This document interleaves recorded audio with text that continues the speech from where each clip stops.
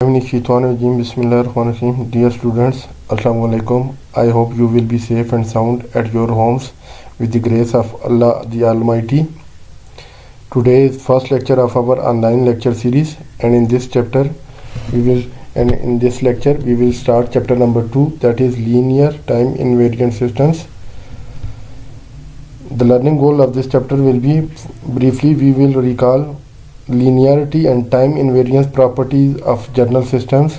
Then we will define the term impulse response for LTI system. The next we will study how to represent a discrete time signal as a linear combination of shifted impulses. And final topic of today's lecture will be convolution, that is defining convolution sum and solving some examples to understand the convolution operation. Linearity. A system is said to be linear, that is, a discrete time or continuous time system is linear if it possesses the property of superposition. The superposition principle is necessary and sufficient condition for the linearity of any system. Superposition principle consists of two laws, that is, law of additivity and law of homogeneity.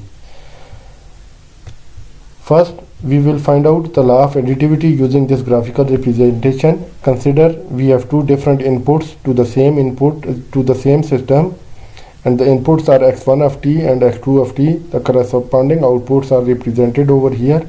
We first add these two outputs and represent it in equation A. In the second case, we first add the inputs and apply the sum of the input to the system to generate the output y dash of t. If this output due to sum of input is equal to sum of output, we say that system is holding the law of additivity. The law of homogeneity or scaling states that if input is scaled by any constant k, the output y of t will also get scaled by the same amount. Now, to understand the linearity property, we will consider this example, and in this example we have to find out whether the system given is linear or non-linear. This is the input-output relation of the system.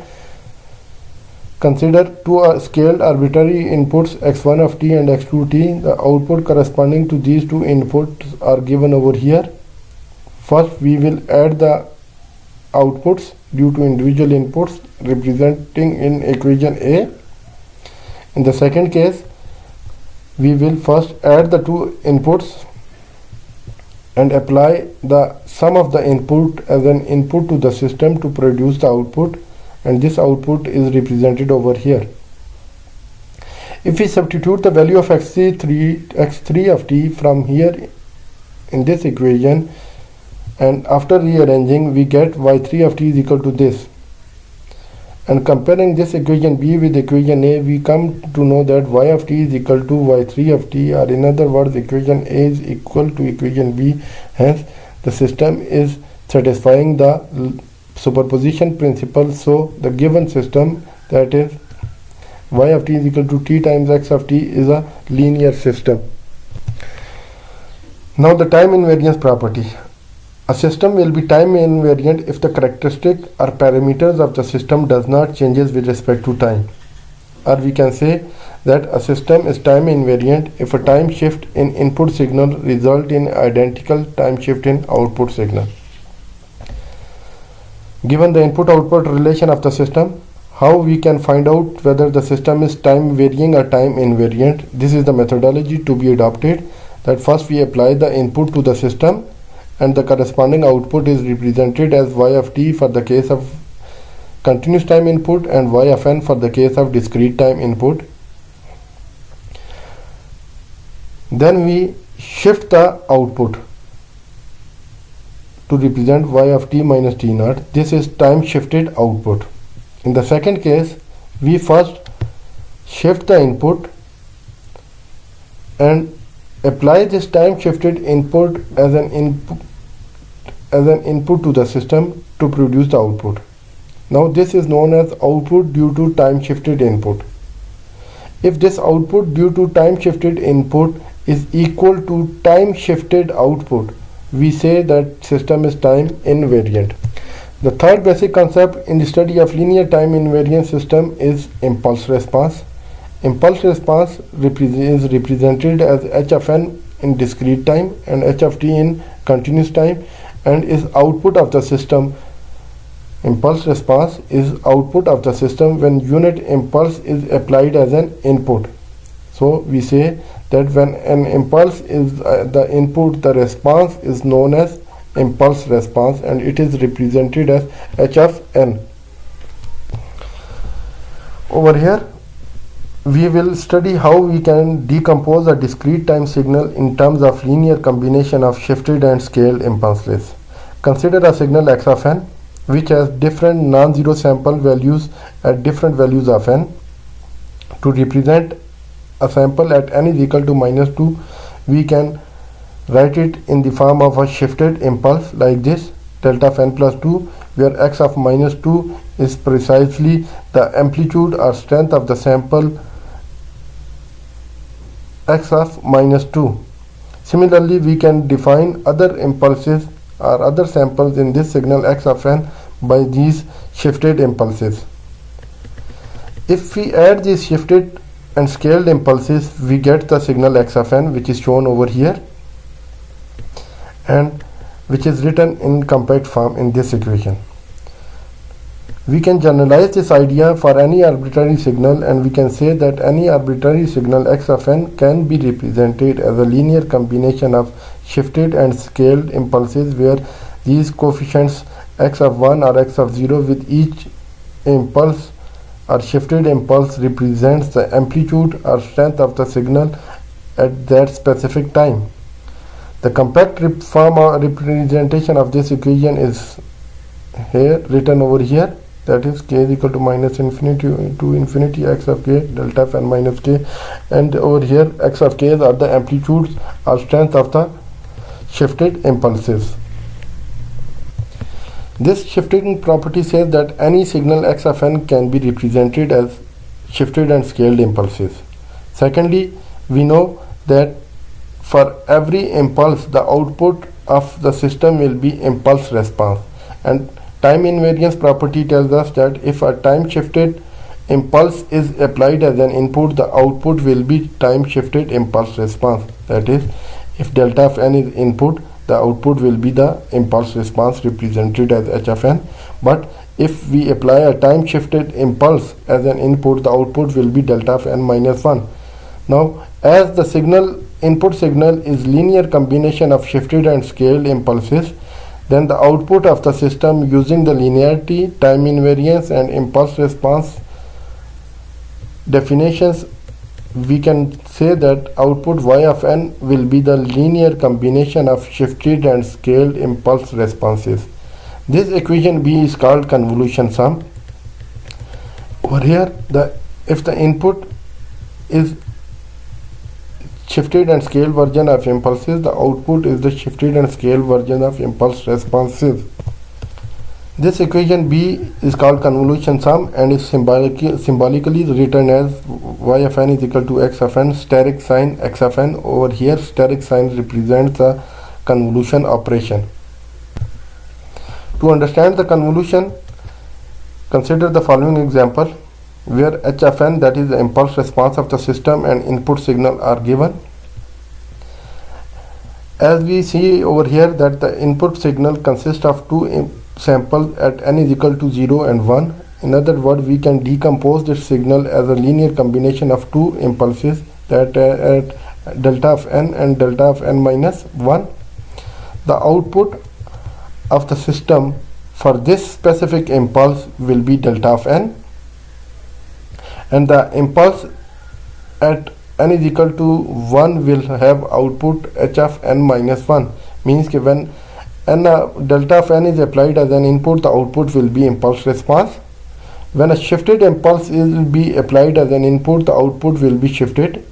And if the magnitude of the impulse is this 2, the same amplitude will be reflected over here with the impulse response, that is, it will be also scaled version. So if the input is linear combination of these two impulses, we can say that output will be the linear combination of these impulse responses, that is sum of these impulse responses, and this is response due to impulse, and this is response due to shifted impulse. Summing up, we get x y of n, which is represented over here, and this is output of this LTI system. To further explore the convolution operation, we consider that there are different methods to find out the output of an LTI system using convolution sum, and that can be analytical evaluation method and graphical evaluation method. In analytical evaluation method, if the signal x of n and impulse response have simple analytical expressions or mathematical expressions, we can easily compute it using analytical techniques.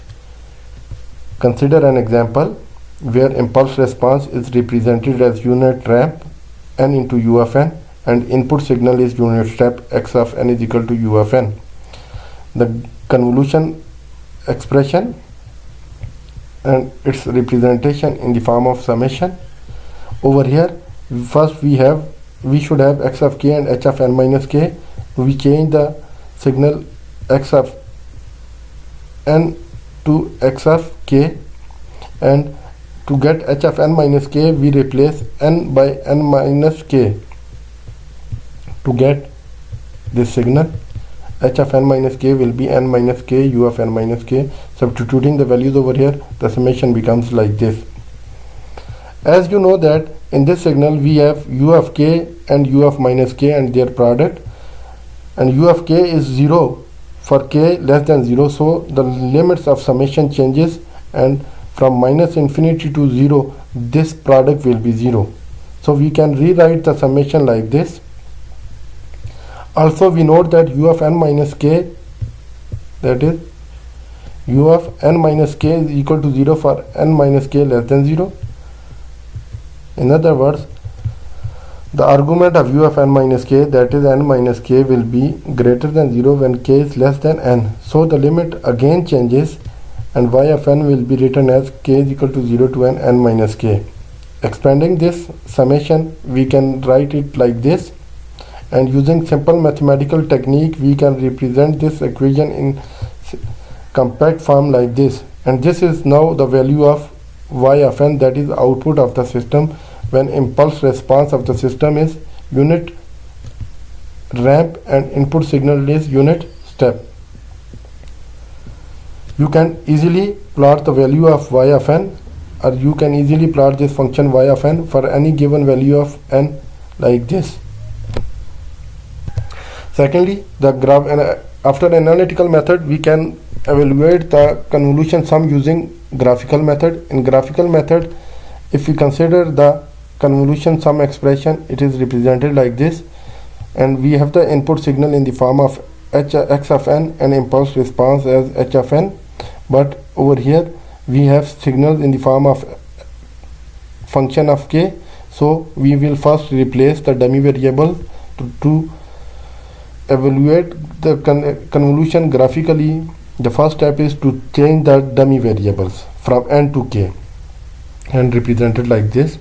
Then we will shift the impulse response, we will time reverse the impulse response to get h of minus k, and after getting after applying time reversal, we will shift this time reverse signal h of minus k to get h of n minus k, and this h of n minus k will be shifted for different values of n to have non-zero overlapping and zero overlappings, and for different values of n this expression will be evaluated. To understand the graphical method of computing convolution, consider an example where x of n is equal to u of n and h of n is the unit ramp, that is n into u of n. This example we have already solved using analytical evaluation method. Now we will solve it using graphical technique. The first step will be to change the dummy variables. We have to perform variable changing, and we will get x of k and h of k. Then we will time reverse this impulse response to get h of minus k. In this case, x of k will be fixed and h of k will be flipped and time shifted for different values of n along with x of k. Over here we have x of k and h of n minus k. This is time shifted and flipped version of impulse response. Now for different values of n, consider that if n is less than 0, this h of n minus k will be from minus infinity towards 0, but it will be 0 at n is equal to 0 or n less than 0. So the product of these two signals for n less than 0 will be 0. So we can say that y of n is equal to 0 for n less than 0. For n equal to 0, x of k has non-zero sample at 0, and for n is equal to 0, this signal h of minus k also has a 0 sample at k is equal to 0. So the output will be again 0 at n is equal to 0. For n is equal to 1, this signal will be shifted like this, h of 1 minus k, and now we have non-zero overlapping at this point, at that is 0. So for y of 1 we will have x of 0 into h of 0, the amplitude of signal x of k at k is equal to 0, and amplitude of the signal h of 1 minus k at k is equal to 0 will be this. Y of 1 is equal to 1. Then for n is equal to 2, we will shift the signal towards right and n will be shifted over here at 2. Now we have non-zero samples at k is equal to 0 and k is equal to 1. So multiplying the corresponding samples and summing, we get y of 2 is equal to 3. For n is equal to 3, we will shift the signal towards h of n minus k towards right, and over here n will be at 0.3. Now we have non-zero overlapping samples at k is equal to 0, 1 and 2. We will multiply the corresponding samples and add their strengths. The multiplication and addition results in y of 3 is equal to 6. So repeating iteratively in this manner, we can easily find out that y of n is equal to n into n plus 1 by 2. That was result of analytical evaluation method. Consider another example to find out the convolution or output y of n of the system, where input x of n is alpha power n u of n, which is a decaying exponential in discrete time, because alpha is having value between 0 and 1, and impulse response of the system is unit step. First we will change the dummy variables of both the signal and impulse response. Over here we have signal x of k. Then after changing the dummy variable of impulse response, we will flip it and shift it for different values of n. For value of n less than 0, we see that h of n minus k will be represented like this. Okay, over here it is n and this n is less than 0. When we multiply these two signals for n less than 0, there is no non-zero overlap between these two products, so the sum will be 0. In other words, we can say that output y of n for n less than 0 is equal to 0. For value of n greater than 0, h of n minus k will be represented like this, and in this case h of n minus k will have non-zero samples from 0 to n. And similarly, we have non-zero samples from 0 to infinity in this signal, so there will be non-zero overlapping between x of k and h of n minus k from 0 to n. And this will be represented over here. Substituting the values of x of k and h of k, we get the summation like this, and this summation can be evaluated and written in compact form by using finite sum formula in this form. This is your output y of n, that is equal to 0 for n less than 0, because when h of n minus k is shifted such that n is less than 0, the corresponding samples did not overlap and y of n was 0. But in the case of y of n greater than 0, we have this output, and we can plot the signal y of n like this.